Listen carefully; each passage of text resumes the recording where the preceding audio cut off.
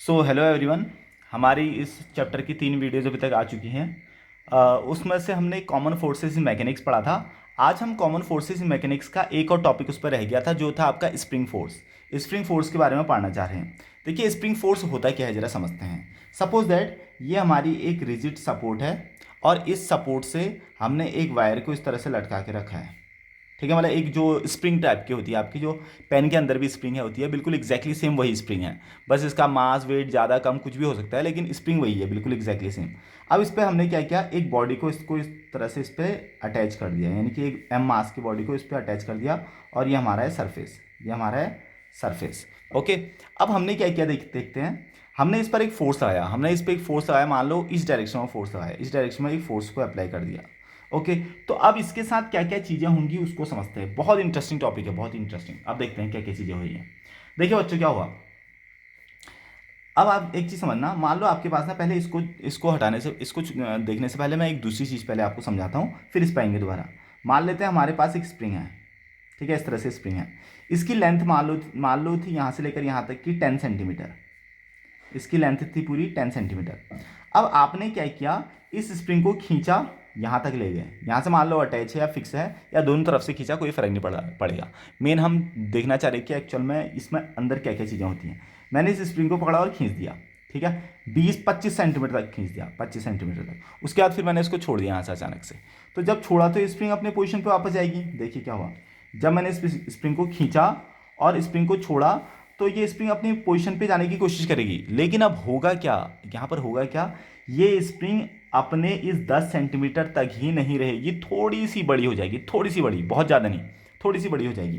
तो जैसे स्प्रिंग की जो टोटल लेंथ है, वो लेंथ अब यहाँ पर से इतनी हो जाएगी, इतनी, बहुत ज़्यादा नहीं। हाँ, तुमने 20 सेंटीमीटर खींचा, छोड़ा, उसके बाद इसकी लेंथ बढ़ गई इतनी, बहुत ही छोटी। मान लो अब इसकी लेंथ होगी तुम्हारे पास 10.02 सेंटीमीटर, है ना। तो इतना इस पे जो है, एक इतना इस पे चेंज आ गया, इतने लेंथ का इस पे चेंज आ गया।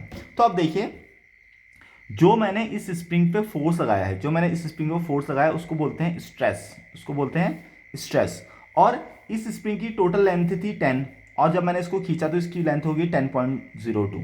तो अगर मैं 10 को 10.02 से अगर सब्ट्रैक्ट करूँ, तो मेरे पास आंसर आ गया 0.02। 0.02, ये 0.02 क्या चीज़ है, इस 0.02 को बोलते हैं यहाँ पर स्ट्रेन, इसको बोलते हैं स्ट्रेन। तो क्या क्या, मैंने, हमारे पास एक स्प्रिंग थी, मैंने उस स्प्रिंग पे फोर्स लगाया जिसको बोलेंगे स्ट्रेस, और खींचा मैंने 20 सेंटीमीटर तक, उसके बाद छोड़ दिया। तो स्प्रिंग अपनी ओरिजिनल पोजीशन पे नहीं आती, थोड़ी सी बड़ी हो जाती, बहुत ही माइनर, बहुत ही माइनर में हो जाती है वहाँ पर बड़ी। उसकी लेंथ थी 10, तो वो होगी 10.02। तो मैंने जितना उस पर फोर्स लगाया है उसको बोलते हैं स्ट्रेस, और इसकी लेंथ जितनी बड़ी है तो उसको बोलते हैं स्ट्रेन। तो स्ट्रेन हो गया आपका 0.2। अब देखिए, अब इसमें फिर से मैं नया एक्सपेरिमेंट कर रहा हूँ। अब जो हमारे 10 सेंटीमीटर की लेंथ थी, मैंने उसको खींचा था यहाँ पर 20 सेंटीमीटर, मैं उसको 30 सेंटीमीटर खींचता हूँ। 30 सेंटीमीटर खींचता हूँ, तो मैंने देखा कि जो मेरी स्प्रिंग थी वो 10.2 ना होकर 10.4 या 10.3 तक स्ट्रेच हो गई, यानी कि 10.3 उसकी लेंथ बढ़ गई, थोड़ी सी और बढ़ गई उसकी लेंथ, 10.3 तक उसकी लेंथ बढ़ गई। तो मेरे पास स्ट्रेन कितना आया है, स्ट्रेन कितना आया, 0.03 मान लेते, चलो 0.03, 0.03 का मेरे पास स्ट्रेन आया है ना। तो क्या चीज़ समझ में आ रहा है इस पे, हम जितना ज़्यादा स्ट्रेस लगा रहे हैं, यानी कि जितना ज़्यादा उस पर फोर्स लगा रहे हैं, जितना ज़्यादा उसको खींच रहे हैं, उसकी लेंथ उस प्रपोर्शन में बढ़ जा रही है ना, उस प्रपोर्शन में बढ़ जा रही है। यही केस इसके कंप्रेशन के लिए भी होगा। कंप्रेशन में क्या होगा कि जितना ज़्यादा मैं उसको कंप्रेस करूंगा तो उसकी लेंथ कम होती रहेगी, है ना। यही चीज़ कंप्रेशन में भी देख लेते हैं। जैसे एग्जांपल के लिए, हमारे पास ओरिजिनली स्प्रिंग की लेंथ थी 10 सेंटीमीटर, मैंने उसको कंप्रेस किया, और कंप्रेस करके मैंने छोटा 2 सेंटीमीटर तक लाया, फिर छोड़ दिया। तो जो स्प्रिंग की लेंथ थी ना, वो थोड़ी सी घट जाएगी, तो इसकी लेंथ रह जाएगी 9.8, है ना, या 9.08 बोल देते हैं। तो इसमें स्ट्रेन कितना आया, 10 में से मैंने 9.8 को सब्ट्रैक्ट कर दिया, तो 0.02। ठीक है, तो 0.02 मेरे पास यहाँ पर स्ट्रेन आ गया, 0.02 नेगेटिव का स्ट्रेन, क्योंकि मैं इसको कंप्रेस कर रहा हूँ इस बार। तो कुल मिला के क्या हो रहा, फिर मैंने क्या किया, इसको 2 सेंटीमीटर तक कंप्रेस किया था, अब मैं 1 सेंटीमीटर तक कंप्रेस कर रहा हूँ, तो इसमें स्ट्रेन और ज़्यादा कम आ जाएगा, यानी कि और बढ़ जाएगा। तो ये अब होगी 0.06 तक हुई, तो स्ट्रेन यहाँ पर 0.04 का आ गया, है ना। तो इसको मैं बार बार एक्सपेरिमेंट करके अलग अलग लेंथ पे अलग अलग कंप्रेस करके यहाँ पर निकाल सकता हूँ। कुल मिला के क्या हो रहा, स्ट्रेस देखा जाए तो जब मैं उसको खींच रहा हूँ तो एक हिसाब से फोर्स है, क्या है, स्ट्रेस, फोर्स।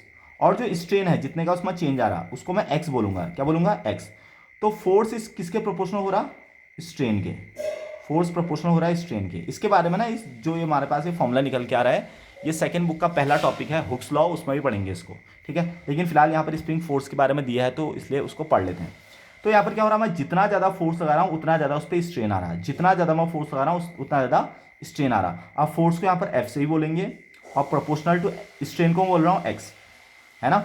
जब यहाँ पर से यानी कि F is proportional to x आ गया, क्योंकि स्ट्रेन को मैं एक्स कह रहा था और फोर्स को मैं कह रहा हूँ एफ।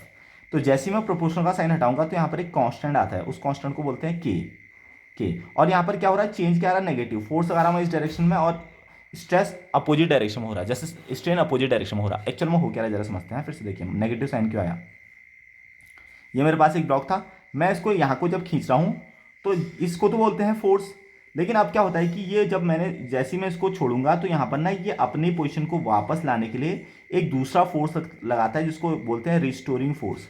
रिस्टोरिंग फोर्स, देखिए स्प्रिंग में मैंने क्या कहा, ये स्प्रिंग इस तरह की है, ये इसकी लेंथ थी, मैंने इस पर फोर्स लगाया इस डायरेक्शन में, इसको मैं खींच के यहाँ तक लाया। तो जैसे खींच के यहाँ तक लाया तो अब ये स्प्रिंग क्या करती है, अपनी पोजीशन पे वापस जाने की कोशिश करती है। तो जब ये वापस जाती है तो ये अपने आप को रिस्टोर कर रही होती है, रिस्टोरिंग फोर्स, रिस्टोरिंग फोर्स। तो ये रिस्टोरिंग फोर्स देखो कि उसकी डायरेक्शन है ये, और उसकी लेंथ ओरिजिनल इतनी थी और लेंथ थोड़ी सी उसकी बढ़ चुकी है, यानी कि लेंथ इस डायरेक्शन में बढ़ी है। देखिए फिर से मैं क्या कर रहा हूँ, उसकी लेंथ ओरिजिनल इतनी थी, फोर्स लगाने के बाद उसकी लेंथ मान लो इतनी हो गई, थोड़ी बढ़ गई है, तो लेंथ उसकी इस डायरेक्शन में बढ़ी है और रिस्टोरिंग फोर्स इस डायरेक्शन में लग रहा है। तो हमेशा रिस्टोरिंग फोर्स और जो ये स्ट्रेन होता है वो एक दूसरे के अपोजिट होते हैं। जब वो एक दूसरे के अपोजिट होते हैं तो ये माइनस साइन उसी को इंडिकेट कर रहा है, अपोजिट डायरेक्शन को, यानी कि रिस्टोरिंग फोर्स और स्ट्रेन की डायरेक्शन अपोजिट होती है, इसलिए माइनस साइन आया है। तो F is proportional to minus k, जैसे ही प्रोपोर्शनल का साइन हटाऊंगा तो आएगा के, और माइनस तो ऑलरेडी था, तो हमारे पास फॉर्मूला आ जाएगा एफ इक्वल टू के एक्स। इसी के को यहाँ पर बोलते हैं कांस्टेंट, स्प्रिंग कांस्टेंट। इसी के को यहाँ पर बोलते हैं स्प्रिंग कांस्टेंट या कांस्टेंट ऑफ, चलो स्प्रिंग कांस्टेंट बोल देते हैं, ठीक है। तो इसको हम यहाँ पर बोलते हैं स्प्रिंग कांस्टेंट। ओके, तो एक बार मैं इसकी डेफिनेशन बोल देता हूँ। देखिए, every spring resist any change in its length, the resistive force increase with the change in the length, it is given by F is proportional to F. यानी कि हमारे पास कुल मिला के चीज़ें क्या आ गई हैं, F is proportional to minus k x आ गया, जहाँ पर एफ को बोलते हैं फोर्स यानी कि स्ट्रेस, एफ को यहाँ पर क्या बोलते हैं स्ट्रेस या रिस्टोरिंग फोर्स, एक्स को यहाँ पर बोलते हैं स्ट्रेन, और के यहाँ पर होता है spring constant, spring constant. So student, I hope ये वाला टॉपिक आपको समझ में आ चुका होगा। अब देखते हैं यहाँ पर अगला टॉपिक जो है आपका न्यूटन्स थर्ड लॉ। अभी तक इस चैप्टर में हम Newton's first law, second law, third law धीरे धीरे पढ़ रहे हैं और उसके बीच में अलग अलग चीज़ों को इंक्लूड करते जा रहे हैं, है ना। तो आप देखते हैं यहाँ पर Newton's third law.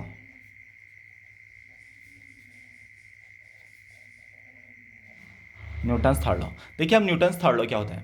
Newton's third law बचपन से हम पढ़ते आते हैं और देखते भी आते हैं अपने नेचर में कि every action there is always an equal and opposite reaction, every action there is always an equal and opposite reaction. यह हमने पढ़ा है बचपन से, यानी कि हर किसी चीज़ का जो एक्शन होता है वो अपोजिट एक्शन हमको देखने को मिलता ही मिलता है ना। तो इसी को बोलते हैं न्यूटन्स थर्ड लॉ। जैसे इसका एग्जाम्पल क्या हो गया, मान लो एग्जाम्पल के लिए ये हमारे पास एक प्लेन सरफेस है, इस सरफेस पे हमने एक ब्लॉक रखा है एम मास का, तो नीचे को फोर्स कितना लगाएगा mg, जो इसका वेट होगा।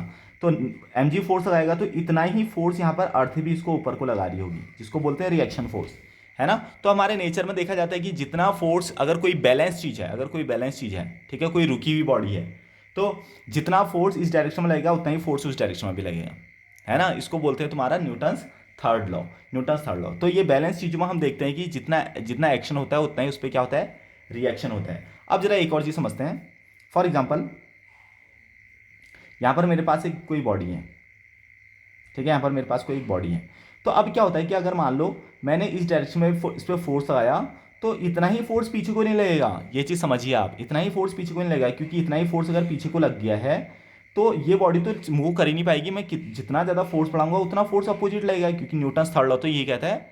तो ये चीज़ें जो है एक रुकी हुई बॉडी के लिए अप्लाई होती हैं, है ना, चलते हुई बॉडी के लिए भी अप्लाई होती है, लेकिन उसके लिए दूसरी चीज़ें होती हैं। फिर कहने का मतलब है, जब कोई बॉडी रुकी हुई है या हमको लग रहा है कि रुकी हुई जैसी प्रतीत हो रही है, लग रही है, तो उस पर जितना भी फोर्स लगते हैं उसका अपोजिट फोर्स एक देखने को मिलता ही मिलता है। लेकिन ऐसा मत सोचना कि अब अपोजिट फोर्स से अगर दोनों बराबर हुए तो वो बॉडी रेस्ट में आ गई। अगर इनमें से एक फोर्स भी बढ़ जाएगा, चाहे वो रिएक्शन बढ़े या एमजी बढ़े, तो ये बॉडी मोशन पे आ जाएगी, है ना, ये बॉडी मोशन पे आ जाएगी। तो इस वाले केस में, इस पर्टिकुलर केस में अभी यहाँ पर न्यूटन्स लॉ अप्लाई हो रहा है कि इसके एक्शन का इक्वल एंड अपोजिट रिएक्शन है। तो अगर इसमें कोई बॉडी, अगर एक ए बॉडी है वो बी बॉडी पर कुछ फोर्स लगाती है, तो बी बॉडी पे भी ए बॉडी पे उतना ही फोर्स लगाती है, ठीक है। Two bodies force are acting along the same line, ये भी हमेशा याद रखना। जो वो बॉडीज फोर्स लगाते हैं वो सेम लाइन पे फोर्स लगाते हैं। सेम लाइन का मतलब कि जैसे इस लाइन में फोर्स लगा रही है तो बिल्कुल इसी के लाइन में ये फोर्स लगाएगी ऊपर की डायरेक्शन को। कभी मैंने ऐसा तो नहीं बनाया ना, ये एम जी इस डायरेक्शन में है, रिएक्शन इस डायरेक्शन में है, तो एक ही लाइन में होते हैं हमेशा फोर्स, अपोजिट लाइन में नहीं होते, ठीक है। उसके बाद action and reactions act on different bodies, hence they never cancel each other. अगर एक्शन और रिएक्शन डिफरेंट बॉडीज पे लग रहा है तो वो कभी भी एक्शन रिएक्शन के पेयर नहीं बनाएंगे। जैसे एग्जांपल के लिए, ये हमारे पास एक बॉडी है एम, ठीक है, ये नीचे को फोर्स लगा रहा है एम जी। उसके बाद मैंने कहा कि एक हमने जो है एक दूसरी बॉडी, या एक काम करते हैं, ये हमने एक बॉडी बना दी, ये एम जी हो गया।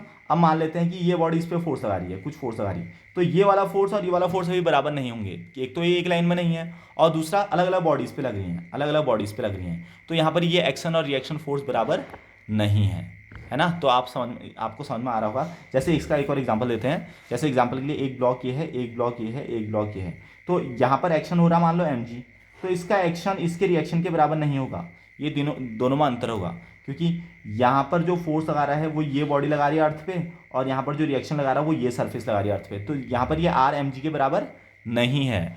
तो एक्शन रिएक्शन क्या होनी चाहिए, सेम बॉडी पे होनी चाहिए, तभी जाके वो एक दूसरे को कैंसिल आउट करेंगे या बैलेंस करेंगे।